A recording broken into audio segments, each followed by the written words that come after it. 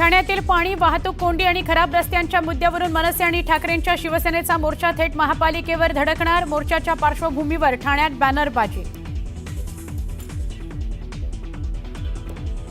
निवडणुकींपुरत्या सगळ्या योजनांचा भंपकपणा जनतेपुढे मांडणार, तर हे योजना बंद करणारं चालू सरकार। अंबादास दानवेंची सरकारवर सडकून टीका।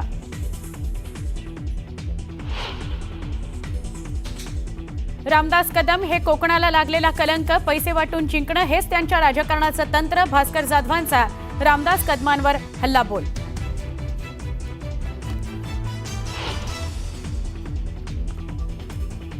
छमछम बंद झाल्यानं आता रिव्हॉल्व्हरचे परवाने वाटतायत, यांची आता उलटी गिनती सुरू झाली आहे। भास्कर जाधवांचा रामदास कदम पिता पुत्रांवर सडकून प्रहार।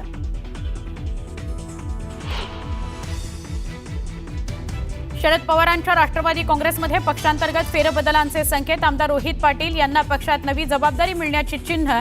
युवक प्रदेशाध्यक्षपद मिळणार असल्याच्या चर्चांना उधाण।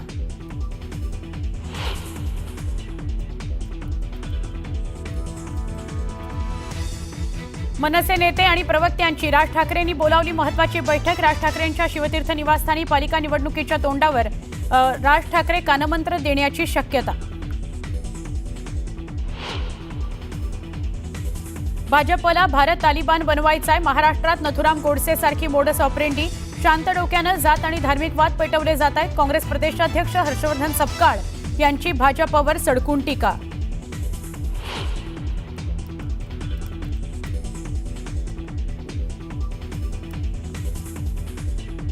वसई विरार महापालिकेचे माजी आयुक्त अनिल कुमारसह 18 भूमाफियांविरोधात ईडीकडून आरोपपत्र जारी।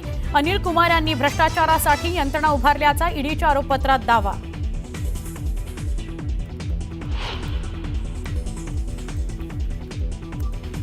यवतमाळच्या कळंब तालुक्यामध्ये 6 वर्षाच्या मुलाचा मृत्यू। खोकल्याच्या औषधांमुळे मृत्यू झाल्याचा कुटुंबियांचा आरोप। अन्न आणि औषध प्रशासनाकडून तपासणी।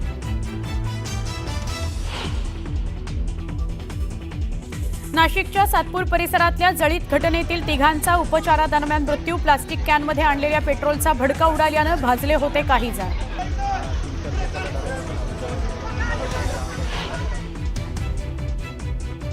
दिवाळीच्या तोंडावर एसटी कर्मचाऱ्यांचा धरणं आंदोलनाचा इशारा। शिंदेंसोबतच्या बैठकीमध्ये तोडगा न निघाल्यास मंगळवारपासून राज्यव्यापी आंदोलन।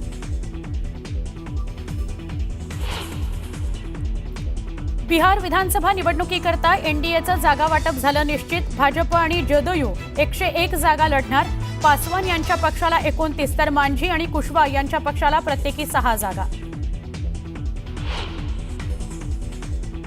मुंबईत ऑक्टोबर हिटचा तडाखा सुरू। कमाल तापमान 35 अंशांवर गेल्यानं मुंबईकरांची लाहीलाही।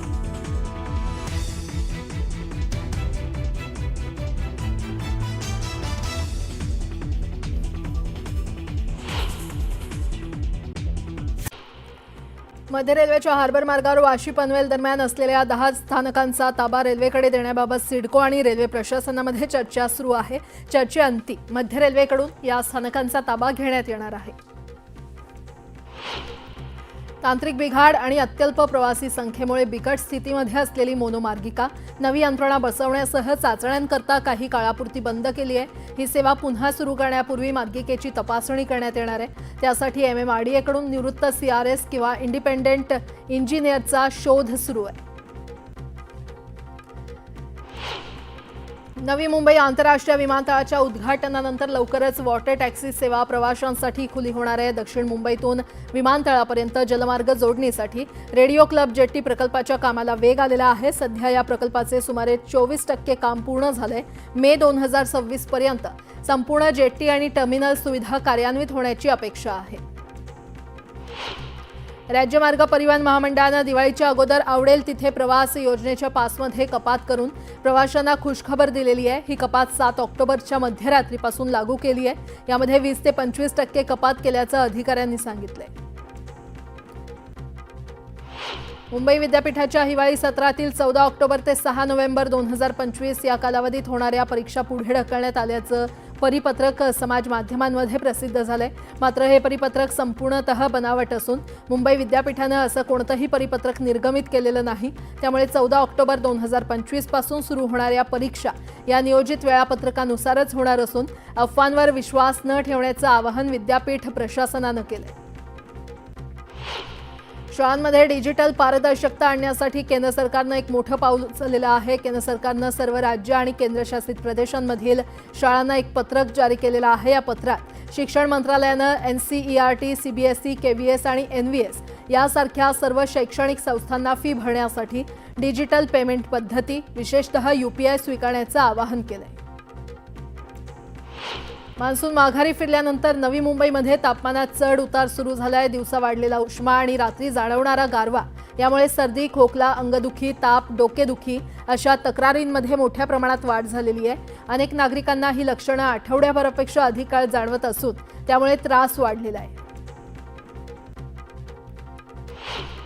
भारतानं आर्थिक वर्ष 2025-26च्या एप्रिल ते सप्टेंबर दरम्यान आयफोन निर्यातीचा विक्रम केलेला आहे. ॲपलनं विक्रमी $10 अब्ज म्हणजेच तब्बल 88,000 कोटी रुपयांपेक्षा जास्त किमतीचे आयफोन निर्यात केलेत. हे गेल्या वर्षीपेक्षा 75% जास्त आहे.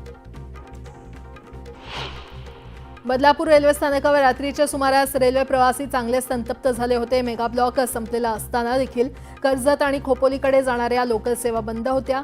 त्यामुळे प्रवासी हे चांगलेच भडकले. प्रवाशांचा हा संताप पाहून रेल्वे प्रशासनानं वांगणी कारशेडला जाणारी लोकल कर्जतला पाठवण्याचा निर्णय घेतला. व्यस्त दैनंदिन जीवनामुळे पुरेसा वेळ मिळत नसल्यानं दिवाळीनिमित्त तयार फराळ खरेदी करणाऱ्यांच्या संख्येमध्ये गेल्या वर्षीच्या तुलनेत यंदा दुपटीनं वाढ झाली आहे.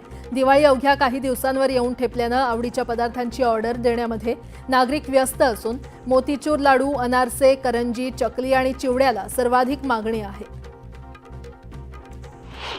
बहुप्रतीक्षित सोलापूर मुंबई विमानसेवा सुरू होण्याचा मुहूर्त निश्चित झाला असून येत्या बुधवारी सोलापूर मुंबई दरम्यान विमानसेवा सुरू होणार आहे. पहिल्याच दिवशी पहिले प्रवासी म्हणून विमानानं मुख्यमंत्री देवेंद्र फडणवीस हे मुंबईहून सोलापूरला जाणार असल्याची माहिती पालकमंत्री जयकुमार गोरे यांनी दिली आहे. कोल्हापूर शहरात आजपासून 3 दिवस पाणीपुरवठा बंद राहणार आहे. थेट पाईपलाईन दुरुस्ती आणि वॉल बसवण्याचं काम करण्यात येणार आहे. जळगावच्या बाजारामध्ये सोन्यापाठोपाठ चांदीमध्ये ही मोठी भाववाढ झालेली आहे. जळगावच्या बाजारात चांदीचे दर GST सह प्रति किलो 1,81,000 जाऊन पोहोचलेत. 8 दिवसांमध्ये चांदीमध्ये तब्बल 27,000 रुपयांची मोठी भाववाढ झाली आहे. तर सोन्याचा दर हा 1,27,000 जाऊन पोहोचलाय. जळगावच्या पाचोर, भडगाव, चाळीसगाव या तालुक्यातील अतिवृष्टीमुळे शेतकऱ्यांचं मोठं नुकसान झालंय. बऱ्याच ठिकाणी पंचनामे पूर्ण झालेत. मात्र शेतकरी अद्यापही मदतीच्या प्रतीक्षेत आहेत. दिवाळीपूर्वी मदत मिळावी अशी शेतकऱ्यांची मागणी आहे. दिवाळीच्या तोंडावर पावसाचा अंदाज आहे. गेल्या काही दिवसांपासून राज्यातील हवामान पूर्णपणे कोरडं आहे. नैऋत्य मान्सूननं राज्यातून निरोप घेतलाय. मात्र 15 ऑक्टोबरपासून राज्यातील हवामानात परत एकदा बदल अपेक्षित आहे. 15 ते किमान 18 ऑक्टोबरपर्यंत विदर्भ, मराठवाडा आणि मध्य महाराष्ट्रात आभाळी हवामान आणि दुपारनंतरचं वादळी पाऊस अपेक्षित आहे. दिवाळी सण येत असल्यानं नागपूर रेल्वे स्थानकावर प्रवाशांची गर्दी वाढलेली आहे. पुढे 2 आठवडे ही गर्दी वाढतच जाणार असल्याचं ध्यानात घेऊन रेल्वे सुरक्षा दल आणि रेल्वे पोलिसांनी स्थानकावर मोठा बंदोबस्त वाढवलाय. नागपुरात रात्रीच्या वेळी होणारे गुन्हे लक्षात घेता परिमंडळ 4 मध्ये मिशन नाईट वॉच ही विशेष मोहीम सुरू करण्यात आलेली आहे. या मोहिमेअंतर्गत नियमांचा भंग करणाऱ्या 217 ढाबे, हॉटेलवर महिन्याभरात कारवाई करण्यात आली आहे. घरफोडीच्या गुन्ह्यांमध्ये 57% घट झाली आहे. गोंदियामध्ये शिक्षक आणि शिक्षण अधिसंमेलनात शालेय शिक्षण राज्यमंत्री पंकज भोयर यांनी शिक्षण क्षेत्रात उत्कृष्ट कामगिरी करणाऱ्या व्यक्तीचा सत्कार केला. शालेय शिक्षणाच्या माध्यमातूनच भावी पिढी निर्माण होईल असं प्रतिपादन त्यांनी केलं. तसंच शिक्षकांच्या समस्या सोडवण्यास शासन प्रयत्नशील आहे असंही ते म्हटले.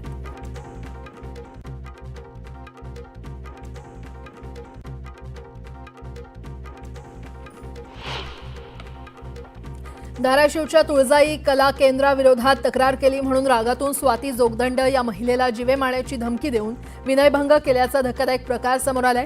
या प्रकरणी 4 आरोपींवर वाशी पोलीस ठाण्यात गुन्हा दाखल करण्यात आलाय.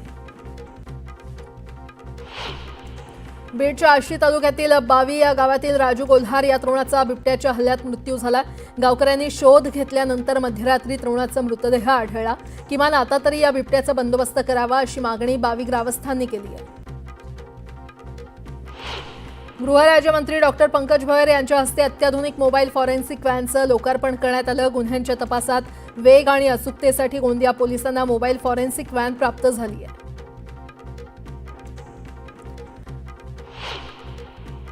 नाशिकहून गणपतीपुळेला जाणाऱ्या पर्यटकांच्या कारला अचानक आग लागली। कारमधील 3 प्रवासी वेळीच बाहेर पडल्यानं मोठा अनर्थ टळला। आगीमध्ये संपूर्ण कार जळून खाक झाली आहे। सांगली जिल्ह्यातील मिरजेमध्ये पोलिसांनी नशा करून दहशत माजवणाऱ्या आणि महिला पोलिसाशी उद्धट बोलणाऱ्या गुंडाची धिंड काढली। मिरजेतील स्टेशन परिसरात धुडगूस घालणाऱ्या या नशेबाजांना पोलिसांनी अद्दल घडवली। जळगाव शहरातील दशरथनगर रस्त्यावर मोकळ्या जागेत उभ्या असलेल्या रुग्णवाहिकेला रात्री अचानक आग लागली। साठलेला कचरा आणि गवतामुळे लागलेल्या आगीचं रौद्र रूप पाहायला मिळालं। दरम्यान अग्निशमन दलाला आगीवर नियंत्रण मिळवण्यात यश आलं। सुदैवानं यामध्ये कोणतीही जीवितहानी झाली नाही। ठाणे महानगरपालिकेच्या गलथान कारभाराचा जाब विचारण्यासाठी शिवसेना आणि मनसेचा संयुक्त मोर्चा निघणार आहे। या मोर्चाला ठाणेकरांनी मोठ्या संख्येनं उपस्थित राहावं असं आवाहन करण्यात येत आहे। बिहार विधानसभा निवडणुकीसाठी एनडीएमध्ये अखेर जागा वाटपावर शिक्कामोर्तब झालाय। भाजप आणि जनता दल प्रत्येकी 101 जागांवर उमेदवार उभे करतील, तर चिराग पासवान यांच्या लोक जनशक्ती पार्टीला 29 जागा देण्यात आल्या आहेत। आगामी स्थानिक स्वराज्य संस्था निवडणुकीच्या पार्श्वभूमीवर भाजपची आज अमरावती आणि नागपुरात विभागीय बैठक होणार आहे। मुख्यमंत्री देवेंद्र फडणवीस, प्रदेश अध्यक्ष रवींद्र चव्हाण, महसूल मंत्री चंद्रशेखर बावनकुळे आणि संघटन मंत्री शिवप्रकाश ही बैठक घेणार आहेत। मुंबईत पत्नीच्या नावानं डान्स बार चालवून निवडणुकीत कोट्यवधी रुपये वाटायचे आणि निवडून यायचं, गुन्हेगारांना शस्त्र परवाने द्यायचे, हेच रामदास कदमांचं काम आहे। रामदास कदम हे कोकणाला लागलेला कलंक आहेत असा हल्लाबोल भास्कर जाधव यांनी केलाय। 15 ऑक्टोबर रोजी धाराशिवमध्ये जिल्हा नियोजन समितीच्या बैठकीचं आयोजन करण्यात आलंय। महायुतीतील कुरघोडीच्या राजकारणामुळे जिल्हा नियोजन समितीच्या निधीला स्थगिती देण्यात आलेली आहे आणि या स्थगितीवरून राज्यात मोठं राजकारण रंगलं होतं। आता या निधीच्या स्थगितीवर काही निर्णय होणार का याकडे लक्ष लागलंय। जितेंद्र आव्हाड स्वतःला मुस्लिम समाजाच्या मतांसाठी पुरोगामी दाखवण्याचा प्रयत्न करतात, मात्र खरी श्रद्धा त्यांच्या लक्षात आली असेल असा टोला शिवसेनेचे माजी आमदार शहाजीबापू पाटील यांनी लगावलाय। शरद पवार सोडून उद्धव ठाकरे, संजय राऊत यांच्यासह सगळे दर्शनासाठी गुवाहाटी इथे गेले असतील किंवा जातील असाही टोला त्यांनी लगावला। नागपूर जिल्हा परिषदेच्या 57 तर 114 पंचायत समिती सदस्यांसाठी आरक्षण सोडत काढण्यात येणार आहे। महिला आरक्षण देखील चिठ्ठीच्या आधारेच निश्चित करण्यात येईल।